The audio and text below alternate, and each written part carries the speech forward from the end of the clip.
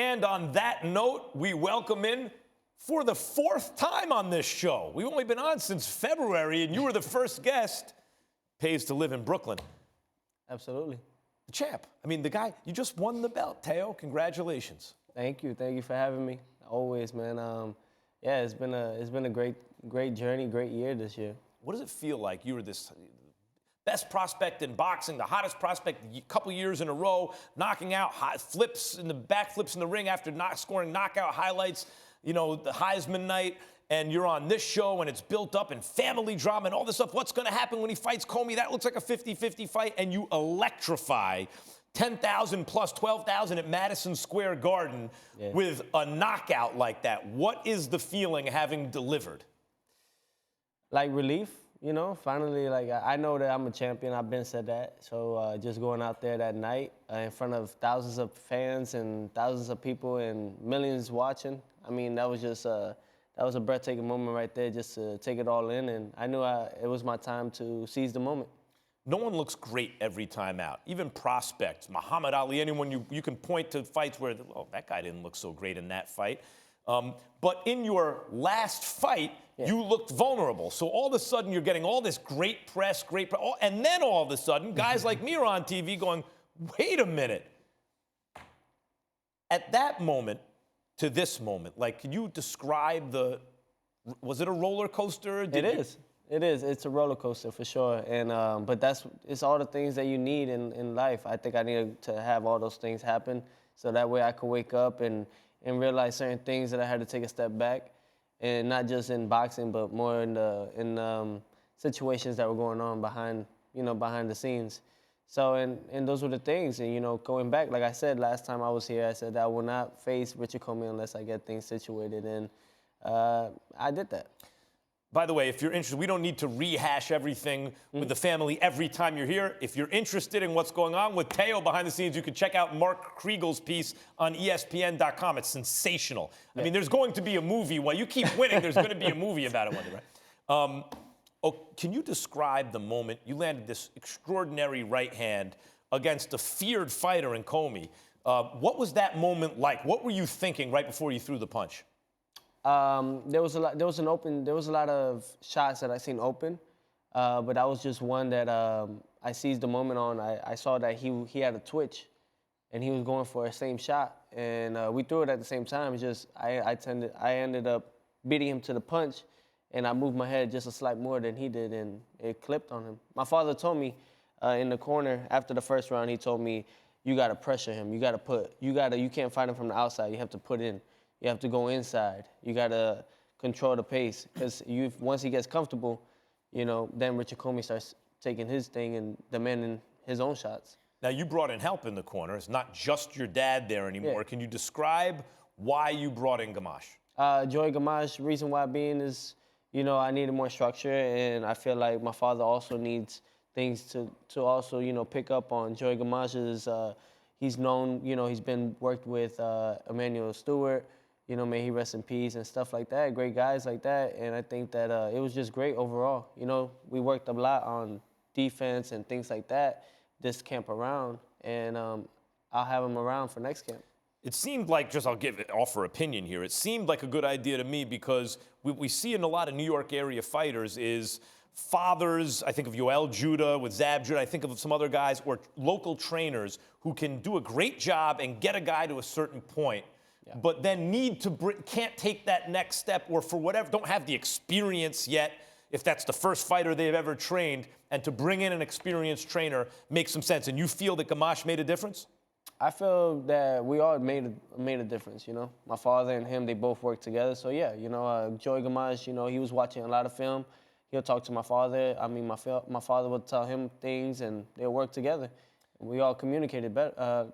Real good, and on top of that, it's just teamwork. Now, there's always critics. I am a critic. That's what I get paid for. Yeah. You won the belt, but nowadays there are belts around. Then there's a champion. Lomachenko is considered the champion of the division. Then what did I just win? That you won a belt. There are lots of belts, like in college football, there are lots of bowl games, and then there's the national title game. The national title game, or in this case, the world title game, will come against Vasiliy Lomachenko. Who's next for you? I gotta disagree on that part, but Go ahead. Okay, I gotta disagree. You guys, I mean, you may say he's pound for pound. That's one thing. I mean, if we're trying to say pound for pound is champion, then obviously then champion.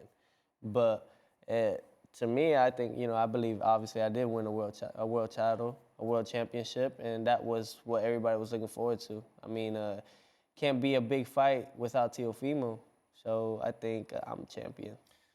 So Lomachenko is considered pound for pound. To your eyes and to everybody, yeah, absolutely. Well, I have him second on the list. Where do you have him? I have him, yeah, second. If anything, third. I don't know. Because you're ahead of him too? Huh? Oh no, I will be. Okay, so the point is, here you have the big fight against Lomachenko. I will, and guys like me will look at that as the lightweight championship of the world. Certainly the winner of that fight is the lightweight champion of the world. What are your thoughts going into that fight? I think, me and him, he has the 3 belts, I have the 1. Going into this fight, then it declares we're the kingpin of the 135 division. We cleaned out the whole division. Winner takes all. I think that it'll be an interesting fight, great fight for all the fight fans, and I think everybody should look forward to it. The whole thing now is just going back to the board, going back to talking about location and such, and hopefully we can make that fight happen somewhere in April. How do you beat Lomachenko?